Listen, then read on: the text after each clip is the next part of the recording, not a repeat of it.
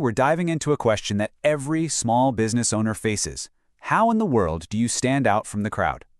We're going to explore how independent businesses can use technology not to replace, but to actually amplify their greatest strength, that personal, human touch. All right, let's get into it. I mean, really think about that for a second. You see it everywhere, right? Coffee shops, consultants, you name it. After a while, all the basic services start to look and feel the same. So how do you become the one that people actually remember, the one they choose, and the one they trust? That's the core challenge we're going to unpack. So, to really get to the bottom of this, we're going to look at a really interesting and maybe even surprising case study, the funeral industry.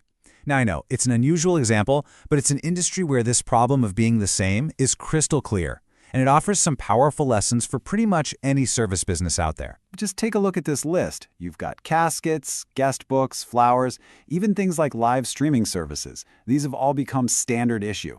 And when everybody's offering the exact same menu, how can any one business say they're special? You just get lost in this sea of sameness. This all leads to a really tough spot for the little guy. It's this classic dilemma, a real squeeze between the massive scale of a big corporation and the personal service of a local shop. Let's dig into what that actually looks like. So on one side, you have your independent local homes. Their superpower is their identity, right? They're part of the community. They're all about service and that personal connection. But on the other side, you have these corporate giants. They've got the big national brand. And here's the kicker. They have bulk buying power, which means they can compete almost entirely on price. And that right there is the heart of the problem. If you're an independent business trying to win a price war against a giant corporation that buys everything in bulk, well, that's just a battle you're never going to win. It's unwinnable. You have to find a totally different way to compete. And this is where the story takes a really cool turn. The answer isn't to try and play their game, but to change the rules of the game completely. And the key, as it turns out, is to find a new kind of ally in technology. In our case study, that ally is a tool called Ask Mort. But honestly, you can forget the name for a second. Think of it as a blueprint for a new strategy. This isn't just about software. It's a partner that helps these smaller businesses lean into what they do best, compassion and service, and just make those strengths even stronger. This quote right here reveals the independent's secret weapon. They're fast. They're agile.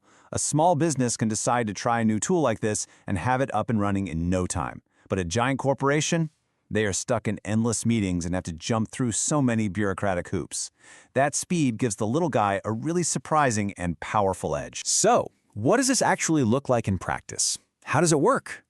Well, this kind of technology creates a whole new playbook.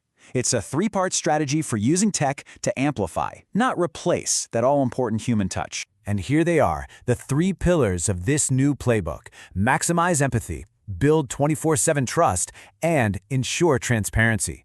See, this isn't really about tech features. It's a whole new philosophy for how a modern service-focused business can thrive. So let's break each one down. Okay, first up, maximize empathy.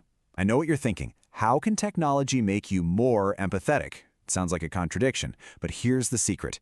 The tech handles all the simple, repetitive stuff. The questions like, what time's the service? Or how do I get there? Those get answered automatically. And that frees up the actual human staff to do what only people can do, to listen, to be present, and to provide genuine, heartfelt care. It all comes down to this idea. The goal is to create a more human-centric experience that's just powered by efficient tech in the background. Think of technology as the stage crew. It's not the star of the show. It's working behind the scenes, making sure everything runs smoothly so that the main event, that human-to-human connection, can be as meaningful as possible. Pillar number 2 is all about building trust. For an independent business, their greatest asset is that they're part of the local community. This technology takes that and puts it on steroids by making the business available around the clock. It becomes this constant, reliable source of help for the people it serves. And this line just says it all. Your community doesn't grieve on a 9-to-5 schedule. It's so true, isn't it? Life and loss, they don't stick to business hours. So when a business can provide answers and support at 3 in the morning, that demonstrates a level of commitment that builds incredibly deep and lasting trust. It proves they're really there for people. And the third pillar is ensuring transparency. Let's be real. Talking about money is almost always the most stressful part of the process for any big service. This approach tackles that head-on. The tech can provide clear, instant, and yes, empathetic answers to those tough questions about pricing anytime, day or night. And that simple act of being transparent, it turns into a huge competitive advantage. Right away, it makes the business look modern, honest, and easy to deal with. And that really sets it apart from competitors who might have confusing pricing or, a bunch of hidden fees. Okay, so let's zoom out for a minute. We've seen how this works in one specific industry, but what's the big picture lesson here? What's the ultimate takeaway for any business, in any field? This is it. This is the core philosophy. Standing out isn't about coming up with some crazy brand new invention. It's about remembering why you started in the first place.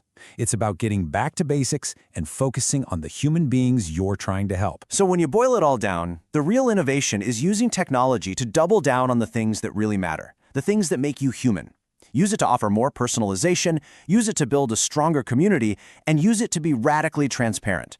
Those are the things the big, faceless competitors just can't copy. And that's why this is so powerful.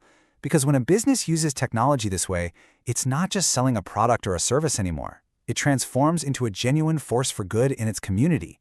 It starts making a real positive difference in people's lives.